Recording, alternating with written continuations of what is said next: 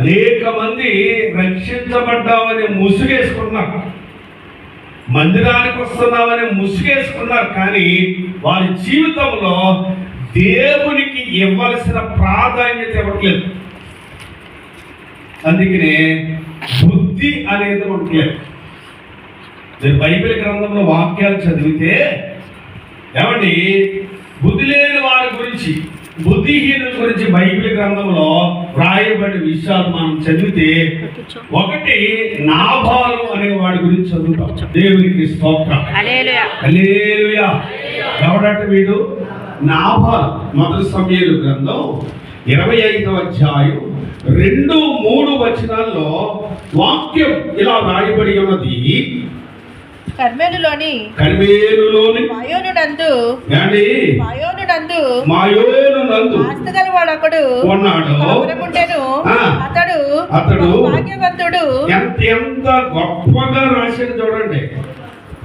అతడు భాగ్యవంతుడు. అతనికి 3000 గొర్రెలు, 1000 మేకలు. అతడు కర్మెలులో తన గొర్రెబొచ్చు కత్తిరించడకై పోయి ఉండెను. అతడి పేరు నాబాలు, అతని భార్య పేరు అబీగయాలు. ఈ స్త్రీ సుబుద్ధి కలిగిన అందగత్తె. దేవునికి స్తోత్రం.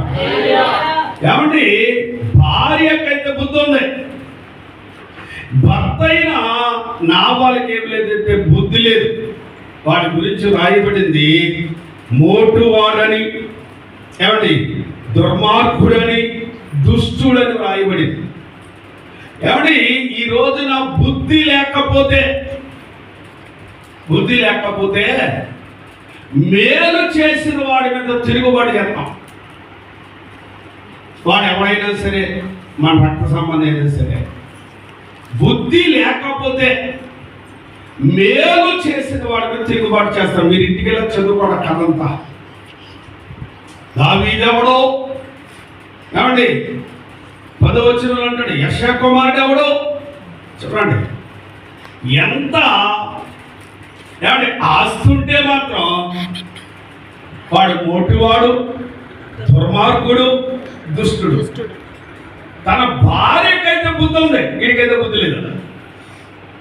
అందుకనే దావీదు అంటాడు, అమ్మా నీ బుద్ధిని బట్టి దేవుడు నిన్ను ఆశీర్వదిస్తాడు. ఇంటికెళ్ళి నీ బుద్ధిని బట్టి దేవుడు నిన్ను ఆశీర్వదిస్తాడు. నీ భర్తకు బుద్ధి లేదు కాబట్టి ఆడికి బుద్ధి చెప్తాడు. ఈ రోజున బుద్ధి లేకపోవడం వలన మంచి ఏదో చెడేదో గ్రహించలేము. అలాగే మంచి చేసిన వాడి మీద తిరుగు